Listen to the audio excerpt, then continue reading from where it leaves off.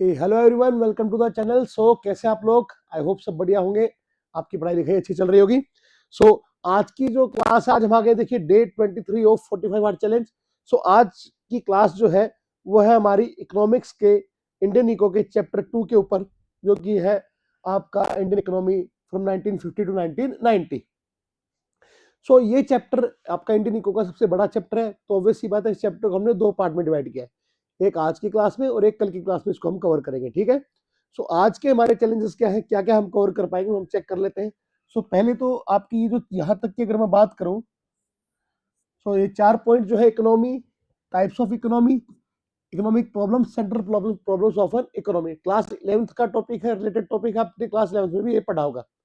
इसको वापस यहाँ डिस्कस करेंगे। देन हम देखेंगे इकोनॉमिक प्लानिंग क्या होती है, then goals of planning commission, then long period goal क्या है, शॉर्ट पीरियड गोल क्या है, और कॉमन गोल्स क्या है 5 ईयर प्लान्स के। एंड एग्रीकल्चर सेक्टर को देखेंगे, उसकी इंपॉर्टेंस, उसके फीचर्स और लैंड रिफॉर्म्स जो भी उसमें अभी तक हुए हैं। इन सब को करने के बाद हमारी आज की क्लास हम वाइंड अप कर देंगे। ठीक है जी। तो छोटी क्लास होगी, बड़ी क्लास यहाँ पे हम नहीं करेंगे इसको। ठीक है जी। शुरू करते बच्चों। सॉरी, चलिए। सबसे पहले एक इंट्रोडक्टरी पैराग्राफ है, जो पैराग्राफ आपको ये कहना चाह रहा है बेसिकली कि कोई भी इकोनॉमी हो, उसके पास जो रिसोर्सेज होते हैं वो स्केर्सिटी में होते हैं, वो लिमिटेड होते हैं। इस वजह से हर इकोनॉमी का एक हमेशा ऑब्जेक्टिव होता है कि वो फुलर और efficient utilisation of resource achieve कर पाए। ठीक है जी। तो यही बेसिकली यहाँ पर गिवन है। ठीक है जी। चलिए, अब पॉइंट आता है, सर इकोनॉमी क्या होता है, sir what do you mean by economy. तो इकोनॉमी यहाँ पर कोई कंट्री नहीं है। इकोनॉमी का मतलब होता है बेसिकली एक ऐसा ढांचा, एक ऐसा फ्रेमवर्क जहां पर कि लोग इकोनॉमिक एक्टिविटीज कर रहे हैं। ठीक है, जहां पर कि लोग अपनी जीविका कमा रहे हैं। ठीक है, तो एक ऐसा फ्रेमवर्क है, एक ऐसा सिस्टम है जहां पर कि लोग अपनी इकोनॉमिक, बेसिक इकोनॉमिक जो भी इकोनॉमिक एक्टिविटीज है उनको परफॉर्म करते हैं, अपनी जीविका, अपनी लिविंग अर्न करते हैं। क्लियर है। तो कहने का मतलब यह है कि आपके घर की भी एक इकोनॉमी होती है, आपकी कॉलोनी की भी एक इकोनॉमी है, आपके शहर की भी एक इकोनॉमी है, आपकी स्टेट की भी एक इकोनॉमी है, इंडिया की भी एक इकोनॉमी है, और वर्ल्ड की भी इकोनॉमी है। तो इकोनॉमी एक ब्रॉडर टर्म है। ठीक है जी। और हमारे जो सिलेबस है 12th का, उसमें बेसिकली हम लोग इंडियन इकोनॉमी को पढ़ रहे हैं, तो यहाँ पर सारी चीजें इंडियन इकोनॉमी के कंटेक्स्ट में गिवन है। तो यहाँ पर हम इकोनॉमी से इंडिया समझ रहे हैं, पर एक्चुअल में ऐसा मत समझिएगा, आपकी इकोनॉमी का मतलब कोई कंट्री ही होती है। क्लियर है बेटा। चलिए, सो इकोनॉमी क्या है, इट इज अ फ्रेमवर्क जहां पर की सारी इकोनॉमिक एक्टिविटीज कैरी आउट हो रही है। ये बताता है कैसे लोग जो है किसी कंसर्न एरिया के अपनी अर्न देयर लिविंग, अपनी जीविका कमाते हैं। बेसिक इकोनॉमिक एक्टिविटीज क्या होती है बेटा, production, consumption, exchange and distribution, capital formation etcetera. ठीक है जी। ये बेसिक बेसिक डेफिनेशन है, 11th की डेफिनेशन में ज्यादा इस पर जोर दूंगा नहीं, ये सारे 11th के पॉइंट है। अब टाइप्स ऑफ इकोनॉमीज, जो ये आपका इकोनॉमी है, कैसे लोग काम करेंगे, किस तरह से वो प्रोडक्शन करेंगे, कंजप्शन करेंगे, इन सब बातों के ऊपर बेसिकली इकोनॉमी के 3 टाइप्स होते हैं बेटा। एक होती है आपकी मार्केट इकोनॉमी, या फिर इसको कह लो कैपिटलिस्ट इकोनॉमी। दूसरी है आपकी planned economy, centrally planned economy, या सोशलिस्ट इकोनॉमी भी इसको हम बोलते हैं। एंड थर्ड वाली इन दोनों का मिक्सचर है, जो कि है मिक्स्ड इकोनॉमी। क्लियर है। चलिए, इन तीनों इकोनॉमी को भी फटाफट हम समझ लेते हैं। बोलोगे सर मार्केट इकोनॉमी क्या होती है, तो मार्केट इकोनॉमी बच्चे वो इकोनॉमी है जो कि जहां पर की जो रिसोर्सेज है they are owned and controlled by the private sector. ठीक है जी। यहाँ पर रिसोर्सेज कौन कर रहा है, मैनेज कौन कर रहा है, कंट्रोल कौन कर रहा है, प्राइवेट सेक्टर कर रहा है सर। ठीक है जी। यहाँ पर गवर्नमेंट का कोई इंटरफेरेंस नहीं होता रिगार्डिंग ये डिसीजन लेने के लिए कि गिवन रिसोर्स से क्या बनाना है, कैसे बनाना है, कितना बनाना है, किसके लिए बनाना है। ठीक है जी। इस तरह की बातें। तो यहाँ पर जो भी रिसोर्सेज है कौन ओन कर रहा है, कौन मैनेज कर रहा है, बोले सर प्राइवेट सेक्टर कर रहा है। गवर्नमेंट का मेन काम यहाँ पर एडमिनिस्ट्रेशन का होता है। ठीक है जी। इसका मतलब ये कतई नहीं है कि गवर्नमेंट के पास रिसोर्सेज नहीं है। पॉइंट इज मैक्सिमम जो प्रोडक्शन की आपकी एक्टिविटीज है, मैक्सिमम जो resources they are owned by the private sector. ठीक है जी। ठीक है। अब प्राइवेट सेक्टर काम करेगा तो किस लिए करेगा बच्चों, बोले सर प्रॉफिट मोटिव के लिए करेगा। ये बात भी क्लियर हो गई। तो अगर प्रॉफिट मोटिव के लिए करेगा तो यहाँ पर जो भी इकोनॉमिक डिसीजंस होते हैं, जो भी इकोनॉमिक प्रॉब्लम्स होती हैं, उसके डिसीजन किस बेसिस पे लिए जाते हैं, they are taken through market mechanism, या फिर हम इसको प्राइस मैकेनिज्म भी बोलते हैं। कहने का मतलब क्या है सर, अरे भैया डिमांड और सप्लाई के फोर्सेस के बेसिस पे डिसाइड किया जाता है, डिमांड और सप्लाई के बेसिस पे डिसाइड किया जाता है कि क्या बनाना है, कैसे बनाना है, कितना बनाना है, किसके लिए बनाना है, ये सारी बातें। ठीक है सर। कंपटीशन यहाँ का मेन फीचर है। ठीक है जी। प्राइवेट सेक्टर, तो प्राइवेट सेक्टर आपस में कंपीट करता है बच्चों, और इसका दूसरा नाम कैपिटलिस्ट इकोनॉमी भी होता है। एग्जाम्पल इसका बच्चों यूएसए हो गया, ठीक है जी। यूएसए जो है कैपिटलिस्ट इकोनॉमी, ठीक है। सेकंड बच्चों आता है आपका सेंट्रली प्लान्ड इकोनॉमी। क्या आता है? Centrally planned economy. इसको हम सोशलिस्ट इकोनॉमी भी बोलते हैं। क्या बोलते हैं? Socialist economy. ये वो इकोनॉमी होती है जहां पे जो रिसोर्सेज है पता नहीं आवाज कहां गई भाई, दब गई। जो resources they are owned and manage by the government. इन रिसोर्सेज को कौन ओन कर रहा है, कौन मैनेज कर रहा है बच्चों? गवर्नमेंट कर रही है, ठीक है जी। और गवर्नमेंट अगर काम करेगी तो किस लिए करेगी बच्चों? ऑब्वियस सी बात है, गवर्नमेंट काम करेगी कलेक्टिव वेलफेयर के लिए, सोशल वेलफेयर के लिए, ठीक है, अपनी जनता के भले के लिए, ठीक है जी। तो ये वो इकोनॉमी है जहां पर जो भी काम होता है किसके लिए होगा बेटा? वो सोशल वेलफेयर के लिए होगा, ठीक है जी। ये भी एक बात हो गई। अब यहां पर जो है जो भी इकोनॉमिक डिसीजंस होते हैं, जो भी इकोनॉमिक प्रॉब्लम होती है, कौन सॉल्व करता है? उसके लिए एक सेंट्रली प्लान्ड अथॉरिटी होती है जो अपॉइंट किसने की? गवर्नमेंट ने। मतलब एक डिपार्टमेंट होता है बेसिकली, वो डिपार्टमेंट जो है डिसीजन मेकिंग करता है और इकोनॉमिक इश्यूज को सॉर्ट आउट यहाँ पर करता है। तो ये वो इकोनॉमी है जहाँ पे economic activities is decided by some central authority और बाय द गवर्नमेंट। क्लियर है? ये बेसिक बेसिक पॉइंट यहाँ पर हो गए। Example is China is socialist economy, ठीक है सर। अब इसका अगेन मैं बार बार बोल रहा हूँ, ये मतलब नहीं है कि चाइना में कोई आदमी बिजनेस नहीं कर सकता, समझिएगा, बिजनेस कर सकता है। बात वो नहीं है, बात ये है कि जो मेजोरिटी ऑफ रिसोर्सेज है they are owned by the government here, ठीक है। बिजनेसमैन तो वहां पे भी लोग वहां पे बिजनेस कर सकते हैं, ठीक है जी। अब हमारा जब देश आजाद हुआ इन 1947, सो उस टाइम के जो हमारे प्रधानमंत्री थे श्री पंडित जवाहरलाल नेहरू जी, उनके सामने एक क्वेश्चन आया कि इंडिया कौन सा इकोनॉमिक सिस्टम को फॉलो करे, क्या वो कैपिटलिस्ट इकोनॉमी को फॉलो करे या सोशलिस्ट इकोनॉमी को फॉलो करे। तो पंडित जी ने सोचा कि क्यों ना हम दोनों को मिक्स कर दें, और हमने जो इकोनॉमिक सिस्टम फॉलो किया वो क्या था बच्चों? वो था मिक्स्ड इकोनॉमी। क्या था? Mixed economy. मतलब कि यहाँ पर जो रिसोर्सेज है they are manage by both private as public sector, private as well as public sector. That means ये वो इकोनॉमी है जो शेयर करती है merit of both market economy and centrally planned economy. दोनों की सारी अच्छी सी बात एक जगह मिला दी इस इकोनॉमी में, ठीक है जी। तो पॉइंट ये है, यहाँ पे इकोनॉमिक प्रॉब्लम कौन सोल्व करेगा? यहाँ पर इकोनॉमिक इश्यूज प्राइस मैकेनिज्म के थ्रू भी सोल्व की जाएंगी और एक सेंट्रली प्लान्ड अथॉरिटी भी होगी जो इकोनॉमिक इश्यूज को सॉर्ट आउट करेगी। एग्जाम्पल इंडिया, ठीक है जी। एक और उदाहरण मैं आपको दे देता हूं। लाइक हम सब खाना खाते, रोटी खाते, तो आशीर्वाद नाम से कंपनी है जो क्या कर रही है? आटा बना रही है। लक्ष्मी भोग भी एक आटा है, एंड सो ऐसी और भी बहुत सारी कंपनियां हैं जो आटा बना रही हैं, ठीक है जी। अब ये लोग आटा बनाते हैं, फॉर एग्जाम्पल, मुझे पता नहीं है ना आटा की रेट क्या है, फॉर एग्जाम्पल मान लो 40 रुपये केजी आटा है। क्या है? 40 रुपये केजी। तो ये सारी प्राइवेट कंपनी बच्चों, प्राइवेट सेक्टर है। तो किसके लिए काम कर रहा है? प्रॉफिट मोटिव के लिए। तो जो भी इनकी कॉस्ट है उसमें प्रॉफिट जोड़ा इन्होंने, और मान लो कि 40 रुपए किलो आटा बेच रहे हैं। तो ये आपका एग्जाम्पल क्या हो गया? यहाँ पे प्राइवेट सेक्टर का हो गया। आप और भी एक चीज जानते होंगे कि गवर्नमेंट जो है, जो हमारे गरीब लोग हैं, बिलो पॉवर्टी लाइन, जो गरीब लोग हैं, उन लोगों को आटा प्रोवाइड करती है at the rate 2 rupees per KG, at the rate 2 rupees per KG. तो जो लोग अफोर्ड नहीं कर सकते, उनकी फूड की व्यवस्था करने के लिए भारत सरकार 2 रुपए किलो में आटा प्रोवाइड कर रही है। तो एक सेम इकोनॉमी में एक तरफ प्राइवेट सेक्टर काम कर रहा है प्रॉफिट मैक्सिमाइजेशन के लिए, एंड दूसरी तरफ गवर्नमेंट काम कर रही है सोशल वेलफेयर के लिए। ऐसे ही आप एग्जांपल ले सकते हो रोडवेज बसेस का, कि जो भी स्टेट है वो अपनी रोडवेज बसेस चलाता है, साथ ही साथ में वहां पे प्राइवेट सेक्टर की बसें भी चल रही होती है। आप देखेंगे और पाएंगे कि जो प्राइवेट सेक्टर की बसें हैं वो मोस्टली बिजी रूट्स पे चलती हुई मिलेंगी आपको, जहां पर कि उनको क्राउड मिले, सवारियां मिले। लेकिन गवर्नमेंट की जो बसेस है वो पूरे स्टेट को कवर कर रही होंगी, चाहे कितना ही बैकवर्ड रीजन क्यों ना हो, वहां पे चाहे एक ही दिन की बस चला रहे हो, लेकिन वो एक बस चल रही होगी, कहीं ना कहीं वहां पे आप पहुंच सकते हो। मतलब कि आप अपने स्टेट के किसी भी कोने में वाया योर गवर्नमेंट बसेस पहुंच सकते हो। तो सरकार ये आपको फैसिलिटी प्रोवाइड कर रही है सब आदमियों के लिए, ठीक है जी। तो दोनों चीजें एक साथ चल रही है। तो ये आपका हो गया क्या बच्चों? मिक्स्ड इकोनॉमी, ठीक है जी। ये तीनों बातें क्लियर हो गई। अब सर नेक्स्ट टॉपिक क्या है? नेक्स्ट टॉपिक है भैया इकोनॉमिक प्रॉब्लम। और इकोनॉमिक प्रॉब्लम हमारे क्या होती है? वो होती है बेटा प्रॉब्लम ऑफ चॉइस। हमको चॉइसेस करनी पड़ती है। इकोनॉमी को क्या करनी पड़ती है? बहुत सारी चॉइसेस करनी पड़ती है। यही इकोनॉमिक प्रॉब्लम होती है। कहने का मतलब ये है कि जो आपके रिसोर्सेज है वो स्केर्सिटी में, तो उनसे सारी जरूरतें लोगों की, अनलिमिटेड वांट्स को पूरा नहीं किया जा सकता। So you have to make choices कि आप किन किन जरूरतों को पूरा करेंगे। क्लियर है? चलिए,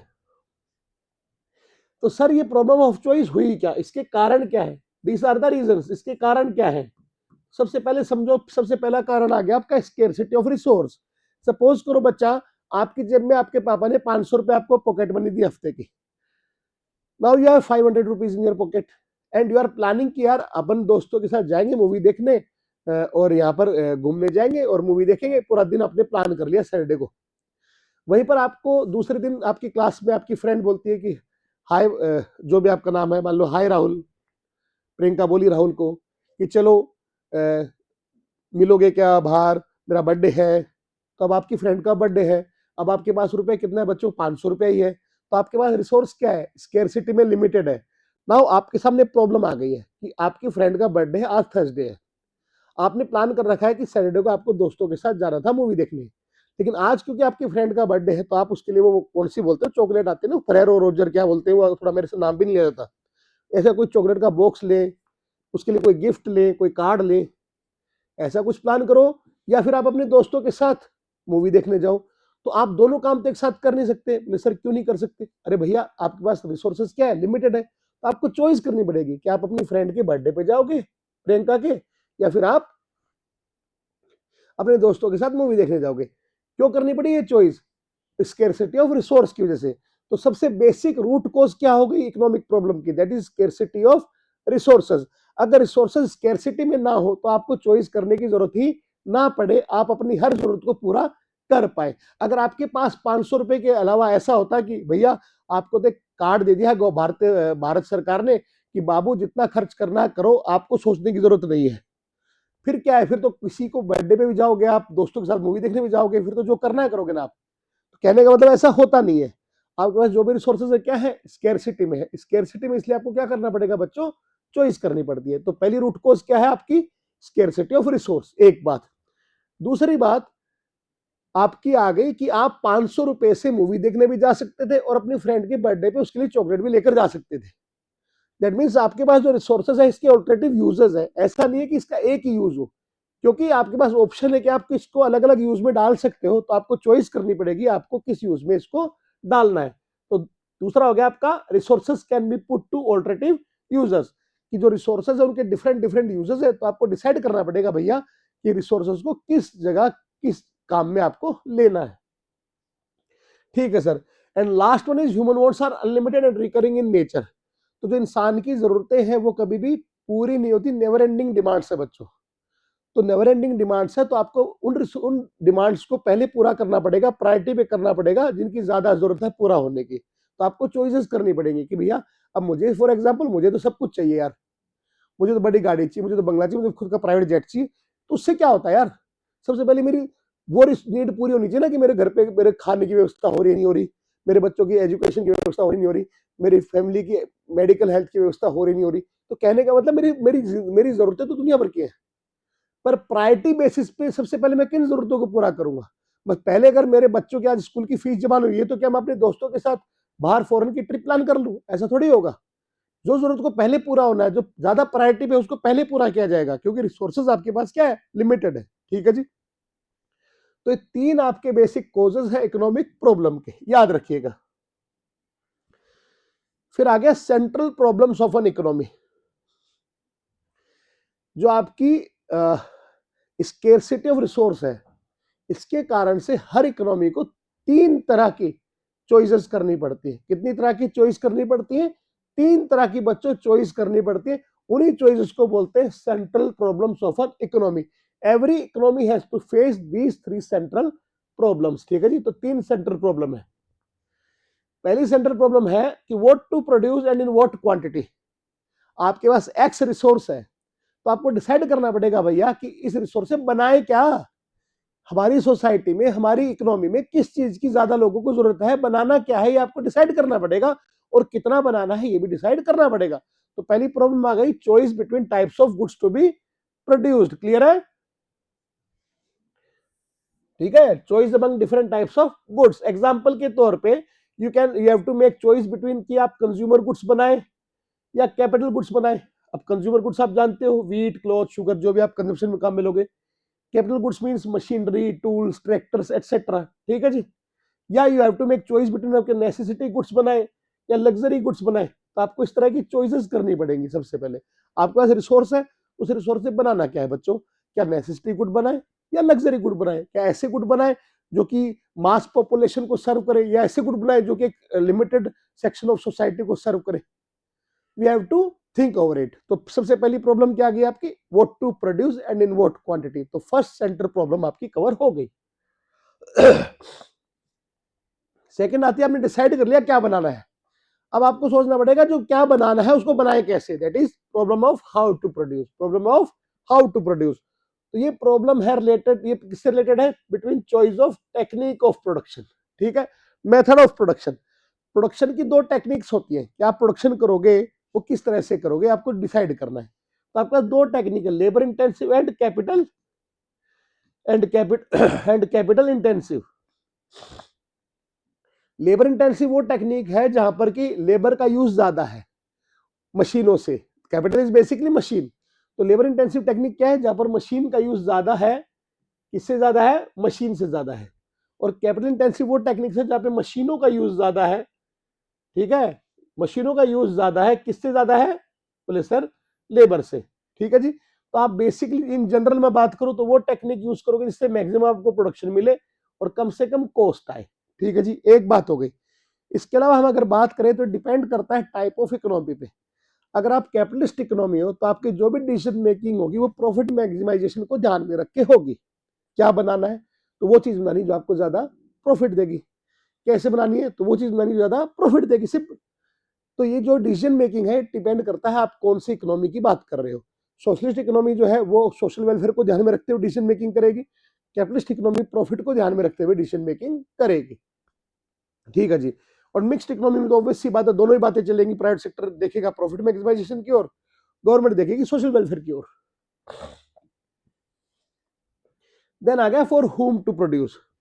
तो बेसिकली जो फॉर होम टू प्रोड्यूस है कि किसके लिए बनाए, आपने डिसाइड किया क्या बनाए कैसे बनाए, आप बना किसके लिए रहे हो। तो ये प्रॉब्लम बेसिकली किससे रिलेटेड है बच्चों, distribution of final goods and services, कि कैसे प्रोड्यूस ऑफ द इकोनॉमी, इसको हमने इनकम से भी डिनोट किया है, कहने का मतलब ठीक, income be distributed among the individuals in the economy who will consume the goods and services produced, a few rich और मेनी पुअर और वाइस वर्सा, ठीक है। ये पॉइंट ध्यान दीजिएगा कि the value of production in an economy is equal to the value of income generated. Simple सी बात है, अगर ये पेन 20 रुपए का है मार्केट में, दैट मीन्स 20 रुपए की इकोनॉमी के अंदर इनकम जनरेट हुई है to various sectors of the society, ठीक है जी। तो जितनी वैल्यू का प्रोडक्शन होगा उतनी वैल्यू की क्या होगी बच्चों, इनकम होगी होगी। तो इसलिए हम बोल सकते हैं कि ये प्रॉब्लम किससे रिलेट करती है, it is related to the distribution of income, distribution of income, it implies problem of distribution of income. It has two aspects, personal distribution and functional distribution. Personal distribution नाम से पता लग रहा है, personal मतलब आप पर्टिकुलरली सेक्शन ऑफ सोसाइटी को ध्यान में रख के बात कर रहे हो।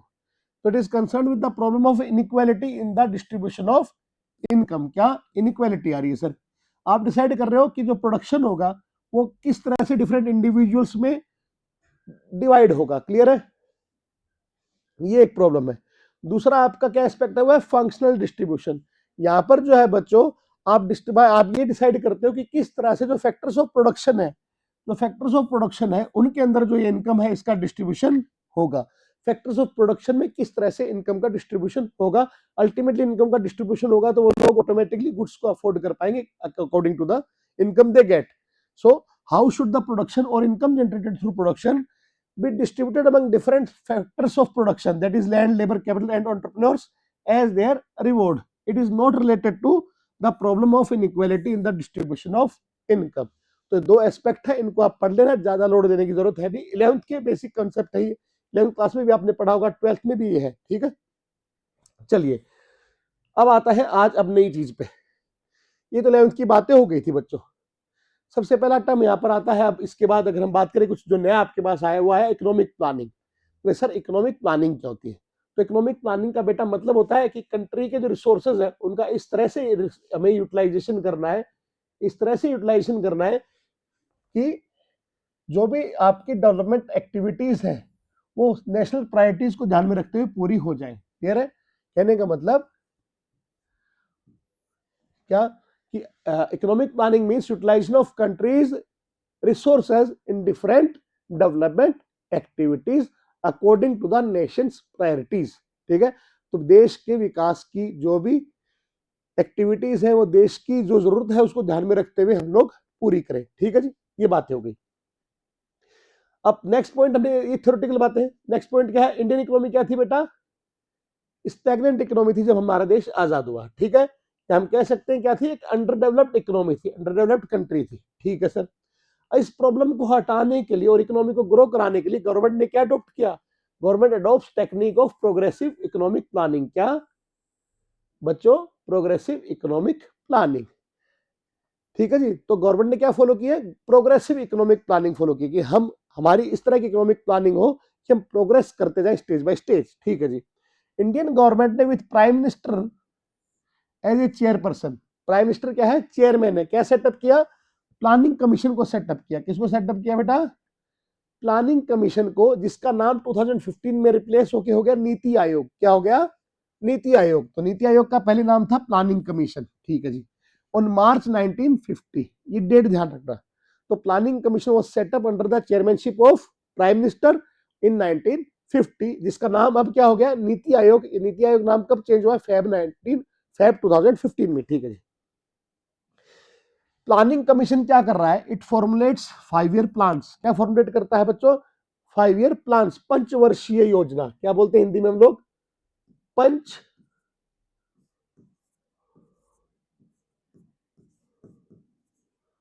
वर्षीय योजना। पंचवर्षीय योजना कहने का मतलब जो आपकी देश का डेवलपमेंट होना है उसको 5-5 साल की प्लानिंग के फेजेस में डिवाइड किया गया है। ठीक है? ये एक बात बोलना चाह रहे हैं।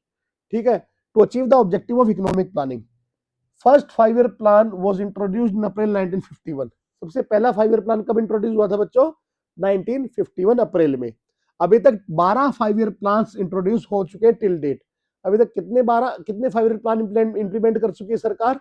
बेटा 12 5 ईयर प्लान इंप्लीमेंट कर चुकी है। आप बोलोगे सर देश को आजाद हुए तो बहुत साल हो गए। कोई बात नहीं, हो गए, पर अभी तक 5 ईयर प्लान कितने इंप्लीमेंट हुए? 12 हुए। ध्यान रखना। जो रिसेंट 5 ईयर प्लान था वो एक्टिव वो कब था बच्चों? 2012 से 2017 में जो लास्ट 5 ईयर प्लान था वो एक्टिव था। क्लियर है? ओके जी सर, क्लियर है। चलिए, जो हमारा जो प्लानिंग कमीशन है उसने क्या किया? 2 तरह की गोल डिसाइड किए। एक हमने कहा लॉन्ग टर्म गोल, एक कहा short term goal. Long term goal वो गोल्स हैं जो भारत सरकार को अचीव करने over long period of time, for example in 20 और 30 इयर्स। ये हो गए लॉन्ग टर्म गोल्स। क्लियर है? क्लियर है? तो ये क्या हो गए? लॉन्ग टर्म गोल्स हो गए जो आपको ओवर 20 इयर्स अचीव करने हैं। ये जो लॉन्ग टर्म गोल्स हैं, these are the common goals. ये कॉमन है टू ऑल 5 ईयर प्लान्स। जितने भी 5 ईयर प्लान गवर्नमेंट बना रही है उनके अंदर क्या होगा? बेसिकली एक चीज समझो आप, आपका 1 साल बाद, मान लो जब आप 12th में आए थे, अप्रैल में आप आ गए, अब आपका बोर्ड का एग्जाम था मार्च में, तो मार्च तो हो गया आपके लिए लॉन्ग टर्म, कि 1 साल बाद बोर्ड का एग्जाम देना है। पर उस बोर्ड के एग्जाम की प्रिपरेशन को अचीव करने के लिए आप क्या करोगे? आपके जो स्कूल के टेस्ट है, आपके स्कूल का जो टाइम टेबल है, जो सिलेबस है जिस अकॉर्डिंग डिवाइडेड है, वो आपको पहले मिल जाता है। उस बेसिस पे आप क्या करते हो? अपनी स्टडी को प्लान करते हो कि भैया मैं जो है पहले मंथ में ये 2 चैप्टर कवर करूंगा, इसका इस तरह से रिवीजन करूंगा। तो अल्टीमेटली वो आपका एक टारगेट पूरा हो गया आपका यूनिट टेस्ट का। फॉर एग्जांपल जो स्कूल में आपके टेस्ट होते हैं उसका टेस्ट का आपका एक टारगेट पूरा हो गया। पर अल्टीमेटली ये जो टेस्ट की आपने प्रिपरेशन करी है ये आपके बोर्ड में भी तो आपको हेल्प करने वाली है, क्योंकि बोर्ड का जो अल्टीमेटली कोर्स है उसका आपने पर्टिकुलर पार्ट खत्म कर लिया। सेम सेंस में अगर हमने सोचा है कि देश में गरीबी हटानी है, देश से गरीबी हटानी है, तो गरीबी, क्योंकि आप सुनिएगा, देखिए हमने पिछले चैप्टर में पढ़ा था कि 40% जो लोग थे, more than 40% people were poor in India. हमने ये लास्ट चैप्टर में पढ़ा है।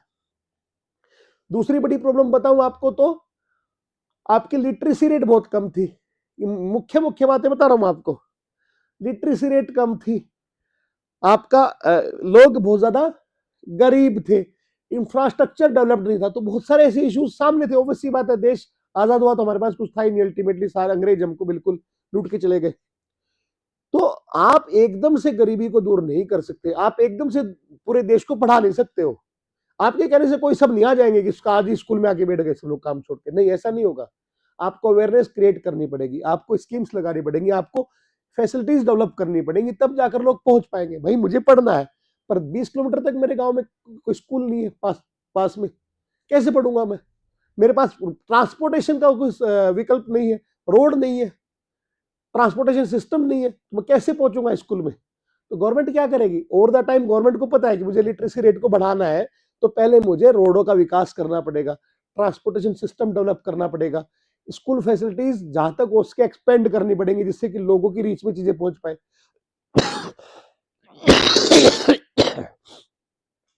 तो ये जो चीज हो गई एक लॉन्ग टर्म गोल हो गया। पर सरकार क्या करेगी? 5 साल के गोल बनाएगी, छोटे गोल, क्योंकि सरकार तो 5 साल के लिए आती है ना देश में। तो सरकार 5 साल के गोल बनाएगी कि यार एक काम करेंगे, 5 साल में इतना किलोमीटर रोड का कवरेज दे देंगे, हम 5 साल में इतने नए स्कूल खोल देंगे, इन जिलों में एक दो दो स्कूल ऐसे खोल देंगे। तो एक 5 साल का ऑब्जेक्टिव हो गया। पर ये जो 5 साल के ऑब्जेक्टिव है, ये किसको ध्यान में रख के बने हुए हैं? ये अगले 20 से 30 साल को ध्यान में रख के बने हुए। क्लियर है? तो लॉन्ग टर्म गोल्स क्या है? जो 20 से 30 साल को ध्यान में रख के बने हुए। और शॉर्ट टर्म गोल्स क्या है? जो करंट 5 ईयर प्लान के अंदर हमने डिसाइड किए। क्लियर है? ध्यान रखिएगा। तो शॉर्ट पीरियड गोल्स क्या हो गए? Short term goals are those which are to be achieved in a specific plan. Achieved in a specific plan, ये वेरी करते प्लान टू प्लान में। ऑब्वियसली बात है, हमने 5 साल में कोई गोल डिसाइड किए, उनको सरकार अचीव करेगी, फिर उनका एनालिसिस करेगी, ओवरव्यू करेगी, उस अकॉर्डिंग अगले 5 ईयर प्लान की प्लानिंग होगी। क्लियर है? पर अल्टीमेटली कुछ गोल्स कॉमन रहेंगे हर 5 ईयर प्लान में, लॉन्ग टर्म गोल्स, जो कि लॉन्ग टर्म में, लॉन्ग विजन में सरकार को अचीव करने। क्लियर है? Okay sir. तो कॉमन गोल सर है क्या, ये भी बता दो आप हमें, कि हर पंचवर्षीय योजना में कौन से ऐसे गोल हैं जो कि कॉमन रहेंगे, मतलब उनको ध्यान में रख के ही 5 साल की योजनाएं बनाई गई, 5 ईयर प्लान में बनाए हैं। कौन से ऐसे लॉन्ग टर्म गोल्स हैं जो सब में कॉमन है? चलिए बात करते हैं इनके बारे में। तो सबसे पहले आ गया आपका ये जो कॉमन गोल्स है, इसमें ग्रोथ। क्या आ गया बच्चों? ग्रोथ। ग्रोथ से मतलब क्या है कि कंट्री की जो कैपेसिटी है गुड्स एंड सर्विसेज को प्रोड्यूस करने की, कंट्री की जो कैपेसिटी है, हमारे देश की जो कैपेसिटी है, उसको इंक्रीज करना है। उसको क्या करना है? इंक्रीज करना है। हमारी प्रोडक्शन कैपेसिटी इंक्रीज करनी है हमें in in every sector, that is agriculture हो, चाहे वो इंडस्ट्रियल सेक्टर आपका सेकेंडरी सेक्टर हो, चाहे वो आपका सर्विस सेक्टर हो, सब में हमको हमारी गुड्स एंड सर्विस की प्रोडक्शन करने की क्षमता को इंक्रीज करना है। जितना प्रोडक्शन इंक्रीज होगा उतना ही हमारा क्या होगा बेटा? जीडीपी इंक्रीज होगा, उतना ही हमारा जीडीपी इंक्रीज होगा। एंड जीडीपी आप जानते हो बहुत अच्छा इंडिकेटर है इकोनॉमिक ग्रोथ को लेकर। क्लियर है? तो सबसे पहला क्या हो गया आपका? ग्रोथ हमारा जो है मेन ऑब्जेक्टिव हो गया यहाँ पर, कि हर 5 ईयर प्लान में ये जो है ये कॉमन रहेगा। चलिए दूसरा आ गया बच्चों मॉडर्नाइजेशन। अब मॉडर्नाइजेशन से मतलब क्या है? मॉडर्नाइजेशन से मतलब है दो चीजें बच्चों। एक तो मॉडर्न मीन्स ऑफ प्रोडक्शन हमें अडॉप्ट करने हैं हमारे देश के अंदर, हमें modern mean of production, that means हमें टेक्नोलॉजी को अडेप्ट करना है, हमें नई नई टेक्नोलॉजी को देश में इंट्रोड्यूस करना है प्रोडक्शन के अंदर। एंड दूसरा मॉडर्नाइजेशन इंक्लूड करता है कि आपकी जो देश की महिलाएं हैं उनका स्टेटस आपको इक्वल लाना है पुरुषों के। क्लियर है?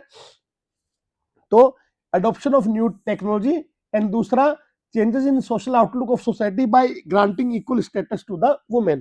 ठीक है जी। सो वुमेन्स जो है बहुत इंपॉर्टेंट, हमारे इंपॉर्टेंट क्या बेटा? सबसे इंपॉर्टेंट जो पार्ट है किसी भी देश की ग्रोथ के लिए वो वुमेन होती है, क्योंकि अल्टीमेटली वो माँ है, उसके बच्चे होंगे, बच्चों की परवरिश करनी है, उनको अच्छी शिक्षा देनी है। तो माँ शिक्षित होगी, माँ खुद के पाँव पे खड़ी होगी, तो भी अपने बच्चों को वो अपने पाँव पे खड़े रहने के लिए प्रेरणा दे पाएगी, उनको सब अच्छी चीजें समझा पाएगी। क्लियर है? तो हमारी सोसाइटी में वुमेन्स का स्टेटस बड़ा ही नीचा था कुछ टाइम में। मैं नहीं बात करूंगा यहाँ पे, डिबेटेबल बात नहीं करनी मुझे, वेदों के टाइम क्या था, कब क्या था, लेकिन हाँ during this British period women's का स्टेटस थोड़ा नीचे था। नीचे इन द सेंस उनको बाहर कम निकलने दिया जाता था, उनको एजुकेशन के अंदर प्रायोरिटी नहीं दी जाती थी, लोगों को लगता था कि भाई ये तो दूसरे घर जानी है। बच्चे अपने लड़कों को पढ़ाने की कोशिश करते थे, लड़कों को कामयाब करने की पेरेंट्स कोशिश करते थे, फीमेल्स पे ध्यान नहीं देते थे। तो इस तरह की कई सारी चीजें थी। ठीक है? सो मॉडर्नाइजेशन में दो बातें, टेक्नोलॉजी को अडॉप्ट करना, न्यू एडवांस टेक्नोलॉजी को, एंड दूसरा जो हमारी जो वुमेन्स है उनका हमें अपलिफ्टमेंट करना है, इंपावरमेंट करना है, उनको इक्वल स्टेटस देना है सोसाइटी के अंदर, ये मॉडर्नाइजेशन से यहाँ पे मतलब है। ठीक है जी सर, सॉरी। थर्ड है सेल्फ रिलायंस। सेल्फ रिलायंस से मतलब है कि हमारा जो देश है वो आत्मनिर्भर बने। क्या बने बच्चों? देश क्या बने?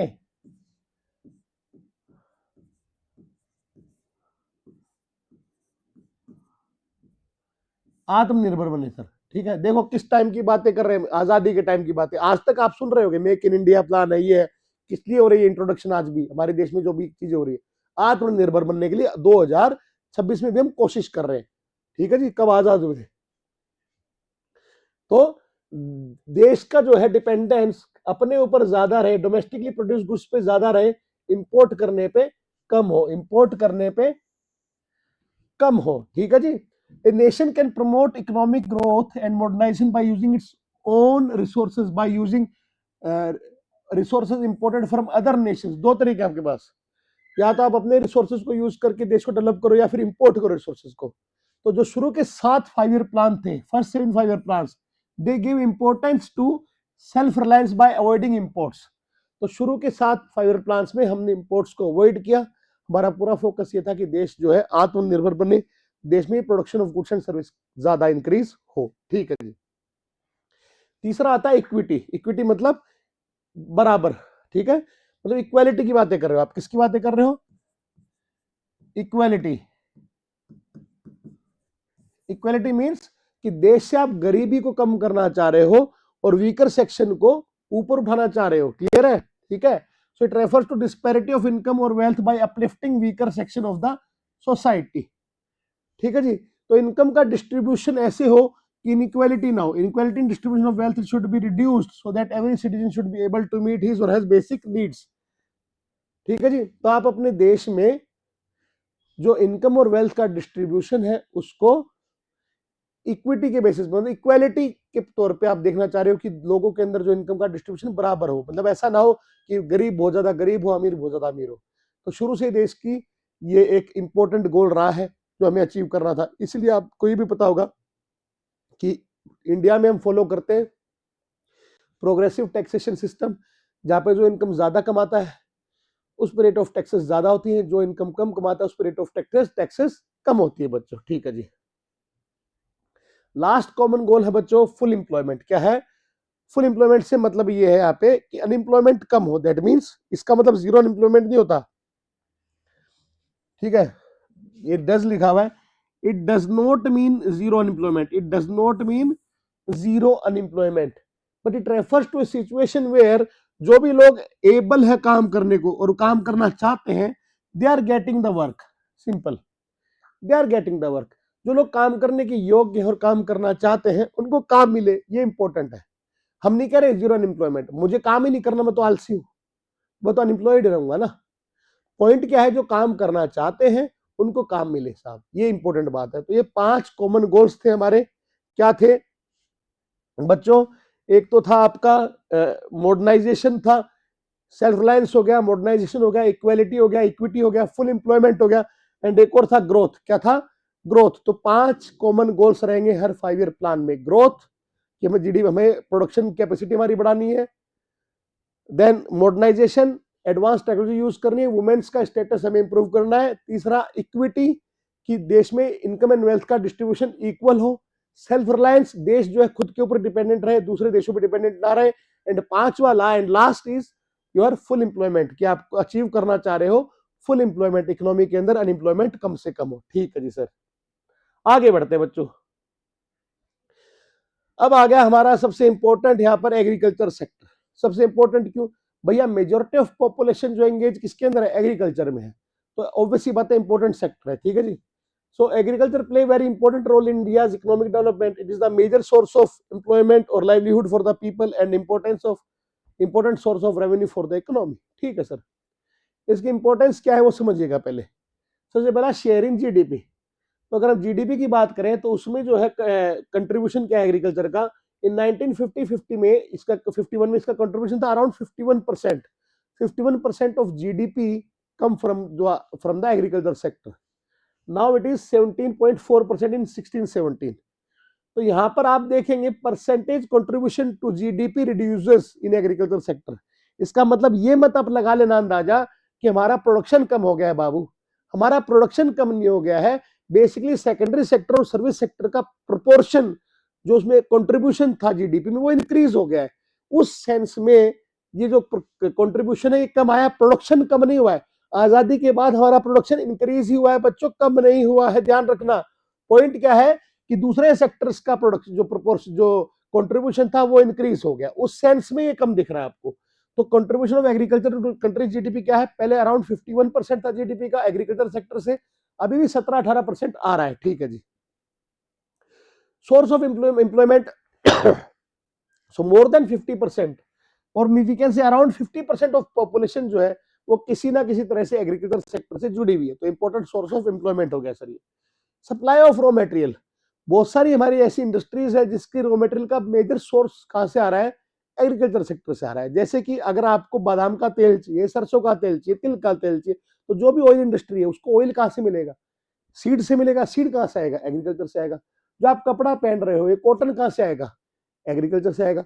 जो आप चीनी का इस्तेमाल कर रहे हो अपनी मिठाइयों में, चाय में, चीनी कहां से आएगी, शुगर केन से। शुगर केन कहां मिलेगा, खेत में लगेगा, गन्ना।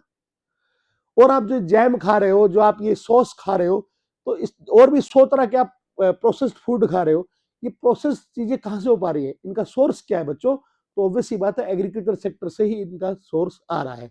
तो इसलिए मेजर सोर्स हो गया आपका as a supply of raw material क्या है, एग्रीकल्चर सेक्टर है sir. Then source of demand for traditional goods, that means basically कहना चाह रहे हैं कि tractor, pesticide, fertilizer, pump set, harvester machine, ये सारी जो भी चीजें हैं इनकी डिमांड कहां से आ रही है, एग्रीकल्चर सेक्टर से, तो ये भी इंपॉर्टेंट सोर्स हो गया।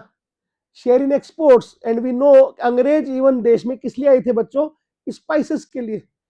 हम लोग स्पाइसेस बहुत एक्सपोर्ट करते थे, तो एग्रीकल्चर प्रोड्यूस बहुत सारा है जो हम एक्सपोर्ट करते हैं। ठीक है, हम कॉफी एक्सपोर्ट करते हैं, हम टी एक्सपोर्ट करते हैं, ठीक है, हम काजू एक्सपोर्ट करते हैं, हम बहुत सारी चीज एक्सपोर्ट करते हैं बच्चों, है ना। तो जैसे tobacco, sugar, cotton, jute, coffee, oil, spice, cashew nuts etcetera. तो ये हमारा मेजर सॉरी जो हमारे एक्सपोर्ट्स है उसका एक मेजर शेयर कहां पे है बेटा, एग्रीकल्चर से आ रहा है। सप्लाई ऑफ फूड ग्रेन्स, तो हमारी इतनी बड़ी जो जनसंख्या है, पॉपुलेशन है 150 करोड़ लोग हैं, वो भूखे मर जाएंगे, उनको खाना कहां से मिलेगा, एग्रीकल्चर सेक्टर से मिलता है। Development of trade and transport, तो आपका जो ट्रांसपोर्टेशन सिस्टम है, चाहे वो रोडवेज हो चाहे वो रेलवेज हो, ये बल्क कैरियर है एग्रीकल्चर प्रोड्यूस के, they are the bulk carrier of agriculture produce. Agriculture sector नहीं होगा तो इनकी आमदनी कम हो जाएगी। ठीक है जी, ये एक बात हो गई। चलिए अब इसकी फीचर्स देख लें या फिर हम इसको प्रॉब्लम्स भी बोल सकते हैं। तो फीचर ऑफ एग्रीकल्चर ही हमारी क्या है, प्रॉब्लम्स ऑफ एग्रीकल्चर है। ठीक है सर, तो क्या क्या प्रॉब्लम है मैं जहां तक समझता हूं आप जानते भी हो गए इवन। सबसे पहले लो प्रोडक्टिविटी, लो प्रोडक्टिविटी मतलब कि पर हेक्टेयर आउटपुट जो है आपका कम मिल रहा है, मतलब आपको एक सर्टेन एरिया से जो प्रोडक्शन मिलना चाहिए वो कम है, वो कैपेसिटी कम है। दूसरा, डिसगाइज्ड अनएम्प्लॉयमेंट, हमारे एग्रीकल्चर सेक्टर में एक प्रॉब्लम है। 1 बीघा लैंड है फॉर एग्जांपल, उस पर 4 आदमी काम कर रहे हैं। दूर से में देखने में लग रहा है कि यार 4 लोगों को एम्प्लॉयमेंट दे रहा है एग्रीकल्चर सेक्टर, पर प्रैक्टिकली वहां पर 1 आदमी से काम हो सकता है। तो 1 आदमी काम करना चाहिए, वहां पे 4 आदमी काम कर रहे हैं, तो आउटपुट आपका प्रोडक्शन थोड़ी मिल रहा है आपको 4 लोगों के हिसाब से, प्रोडक्शन तो 1 आदमी के मिल पा रहा है। तो ये होता है हमारा डिसगाइज्ड अनएम्प्लॉयमेंट। तो लोग आपको दिख रहे हैं कि इंप्लॉयड है, पर एक्चुअल में उनका कंट्रीब्यूशन नहीं हो पा रहा जीडीपी में। तो ये जो मेजर कहां देखने को मिलता है, एग्रीकल्चर सेक्टर में देखने को मिलता है कि एक छोटा सा खेत है, उसमें एक किसान का पूरा परिवार लगा हुआ है साहब। ठीक है, तो ये हो गया हमारा disguised unemployment. Dependence on rainfall, अभी भी बहुत सारा हमारा रीजन ऐसा है जो कि प्रॉपर एक परमानेंट मीन ऑफ इरिगेशन वहां पर अवेलेबल अभी भी नहीं है। तो वो जो एरिया है देश का वो रेनफॉल पे डिपेंड करती है उनकी पूरी खेती। तो ये भी एक इश्यू आ गया ना, खेती बाड़ी बारिश पे डिपेंड करेगी, तो बारिश अच्छी होगी तो ही खेती होगी, वरना नहीं होगी। Conflict between टीनेंट and landlords,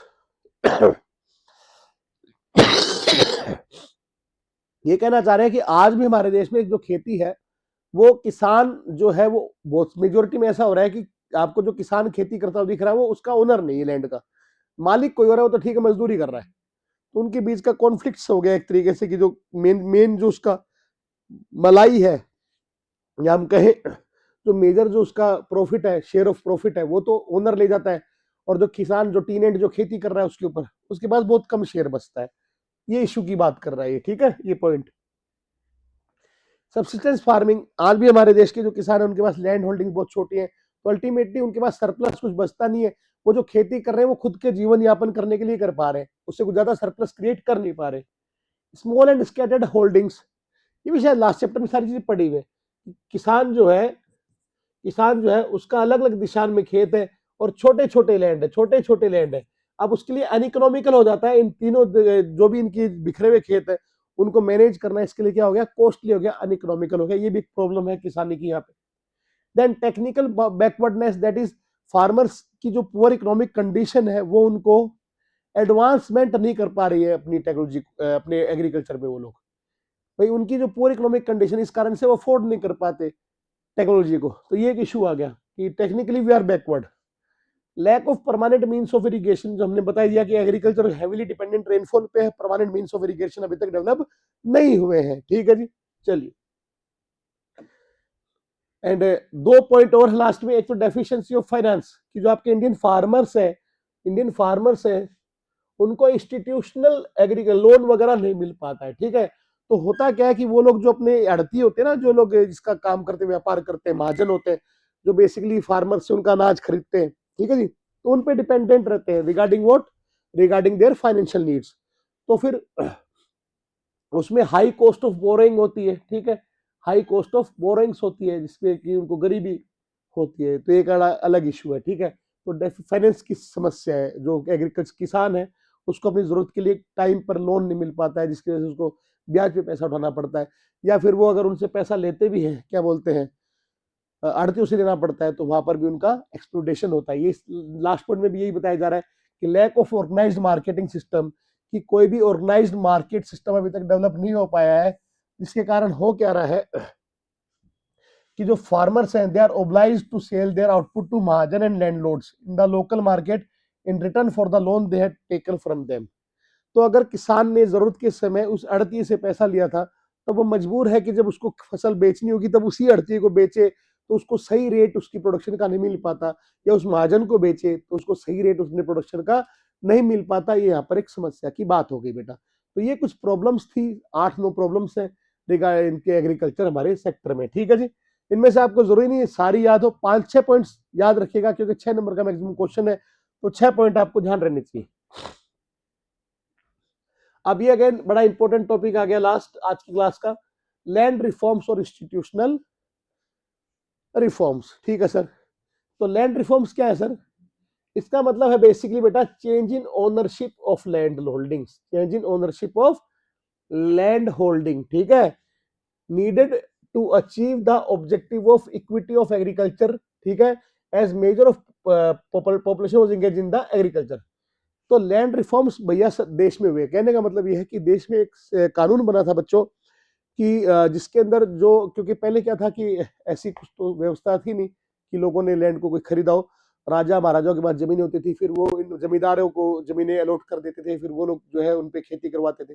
ultimately owner तो कोई नहीं था देखा जाए तो जो लोग खेती कर रहे थे अल्टीमेटली उनको वो लैंड होल्डिंग्स ट्रांसफर की गई, ठीक है, कि भैया जो जमीन जो बा रहा है, जो किसान खेती कर रहा है, वो जमीन का मालिक वही हो जाएगा, ठीक है। तो ओनरशिप चेंज की गई और इसका बेसिक ऑब्जेक्टिव था कि लोगों के अंदर इक्वालिटी हो, इक्विटी डेवलप हो, ठीक है, लोगों के अंदर इक्वालिटी आए कि ना सबके पास लैंड होल्डिंग्स हो, किसानों के पास सब अपनी अपनी खेती कर पाए, उस पर सरप्लस कुछ बचा पाए, ठीक है, मजदूरों की तरह काम ना करे। बेसिक फंडा ये था। अब इसके अंदर किस कौन कौन से स्टेप्स लिए गए, तो यहाँ पर 3 स्टेप्स लिए गए थे। सबसे पहला है abolition of intermediaries. Abolition of intermediaries कहने का मतलब तो जमींदारी सिस्टम था उसको खत्म कर दिया गया। तो जमींदारी सिस्टम था उसको खत्म कर दिया गया। जो जमीन के जो ओनरशिप थी, जो राइट्स थे, ओनरशिप राइट्स जो थे बेटा, वो ट्रांसफर कर दिए गए actual tiller of the land, ठीक है जी। जो भी किसान खेती कर रहा था जमीनों पे, वो जमीन उनकी हो गई बच्चों, ठीक है। अब वो जमींदार के पास कोई जमींदारी राइट नहीं रहे, अब वो भैया जबरदस्ती का मालिक नहीं है, ठीक है, ये एक बात हो गई, ठीक है। इसकी वजह से अराउंड 200 लाख टीनेंट जो है वो डायरेक्ट कॉन्टेक्ट में आ गए सरकार के। अराउंड बेसिकली 2 करोड़ लोगों को जमीनें मिल गई इससे, ठीक है। और अगर जमीन उनको मिल गई अल्टीमेटली, तब उनके पास इंसेंटिव है ना, अगर वो अपनी, भाई कहने का मतलब आपका लैंड है तो उसका आप अच्छे से डेवलप करोगे, क्योंकि अल्टीमेटली आप उससे रोजी रोटी कमा पा रहे हो, तो अब ज्यादा अच्छा रहेगा। अगर वहीं पे अगर ऐसा होता है कि भैया मेरा लैंड नहीं है, मुझे तो क्या करना है, सबसे बस किराया लेना है, तो मेरा पूरा फोकस किराया लेने पे, लैंड के डेवलपमेंट पे तो है ही नहीं। तो इस वजह से भी हमारे देश को नुकसान हो रहा था। ठीक है, तो ये एक अच्छा स्टेप सरकार ने लिया कि जो जमीनें थी उन किसानों को दे दी गई जो बेचारे गरीब वहां पर खेती करते थे अल्टीमेटली। सेकंड स्टेप इसमें हुआ कंसोलिडेशन ऑफ होल्डिंग, क्योंकि यहाँ पर बहुत सारी जो लैंड होल्डिंग्स थी वो छोटी छोटी बिखरी हुई थी सॉरी, तो उनको क्या किया गया, इकट्ठा किया गया। ठीक है, to overcome the problem of fragmented holdings, steps लिए गए सरकार के द्वारा इनको कंसोलिडेट करने को, इकट्ठे लेकर। कहने का मतलब ऐसा समझ लो, आप एक एग्जांपल देता हूं आपको कि यहाँ पर एक लैंड, दो लैंड, तीन लैंड, ऐसे चार लैंड है। एक 2 बीघा है किसी पर्सन का, एक 3 बीघा है एक्स का, एक्स वाई जेड का, ये 5 बीघा, और ये ए का 1 बीघा। ऐसे इनका एक अलग डायरेक्शन में भी लैंड है, 3 बीघा किसी का, 2 बीघा। तो हुआ क्या कि यार एक काम करो, तुम एक काम करो भैया, ये एक्स का है, ये वाई का है, एक काम करो ये सारा एक्स का कर दो, ये 5 बीघा एक्स का कर दो, यहाँ पे 5 बीघा वाई का कर दो, इस तरह से। तो कहने का मतलब एक आदमी की जो लैंड टुकड़े बिखरे हुए, उनको क्या किया गया, इकट्ठा किया गया। वहां पर उन लोगों को आपस में एडजस्ट की गई जमीनों को, जिससे कि किसानों की जमीनें एक जगह इकट्ठी रहे, उनको इधर उधर भटकना ना पड़े अपनी जमीनों के लिए। ठीक है, ये एक तरीका हो गया। And most important is last one is land ceiling. Land ceiling का मतलब क्या है, बड़ा इंपॉर्टेंट पॉइंट है लैंड सीलिंग। ठीक है, कहने का मतलब एक आदमी मैक्सिमम कितनी लैंड को ओन कर सकता है, इस पे एक लिमिट लगा दी गई। ऐसा नहीं है कि आपके पास पैसा है तो आप जितनी चाहे जमीन एक्वायर कर लोगे।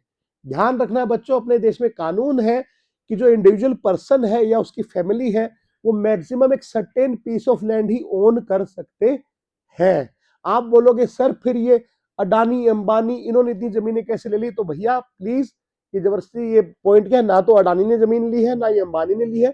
अल्टीमेटली कंपनी जमीन खरीद सकती है डेवलपमेंट के लिए, बिजनेस के लिए। तो कंपनी के ऊपर अलग कानून लागू होता है, लेकिन इंडिविजुअल जो पर्सन है उनके कानून अलग है। ठीक है, समझिएगा।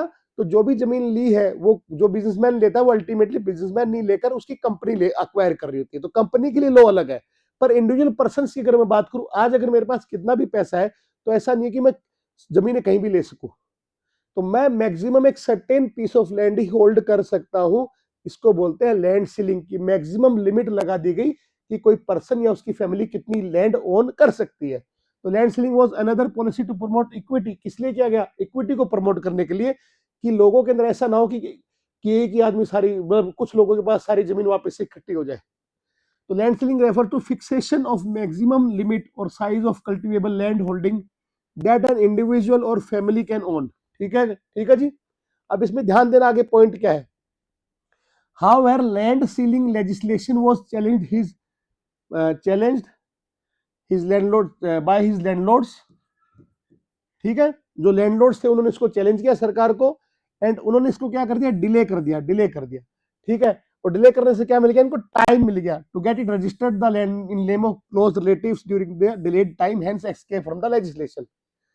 ये मैं समझा देता हूँ हिंदी में पॉइंट क्या है। मैं जमींदार हूं, अब मेरे पास एक गांव की 10,000 बीघा जमीन है, कानून आ गया साहब ये, अब ये कानून आ गया तो हम जमींदारों ने क्या किया, सरकार पे केस कर दिया। अब केस कर दिया तो 5-7-10 दिन का टाइम हो गया, डिले हो गया ये इसका इंप्लीमेंटेशन। और मीनवाइल मैंने क्या किया, 100 बीघा या 50 बीघा मान लो मेरी बेटी के नाम, 150 बीघा मेरे बेटे के नाम, मेरे दूसरे बेटे के नाम, 50 बीघा मेरे तीसरे बेटे के नाम, और इन सबको ये कर दिया कि भैया तू इंडिविजुअल है, तेरा अलग राशन कार्ड, तेरा अलग परिवार राशन कार्ड, तेरा अलग परिवार राशन कार्ड। मैंने अपने जो भरोसेमंद कोई नौकर है उनके नाम कर दी, और उनसे साथ में सेल लेटर भी एंड टू एंड लिखवा लिया। कहने का मतलब जमीन मैंने नाम कर दी, और हाथों हाथ एक और कागज में उठा लगवा लिया कि भैया बाद में इस लैंड को अपने आप कन्वर्ट भी मैं करवा लूंगा।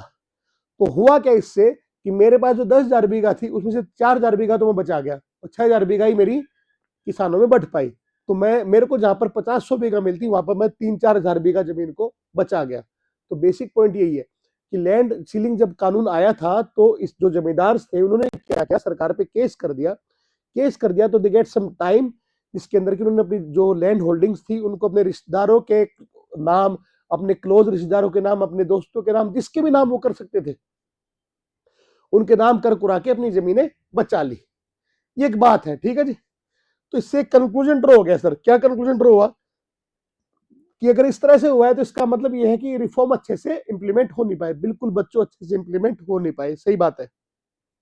कंक्लूजन यही बोल रहा है कि जो लैंड रिफॉर्म्स थे they are successful only in Kerala and West Bengal.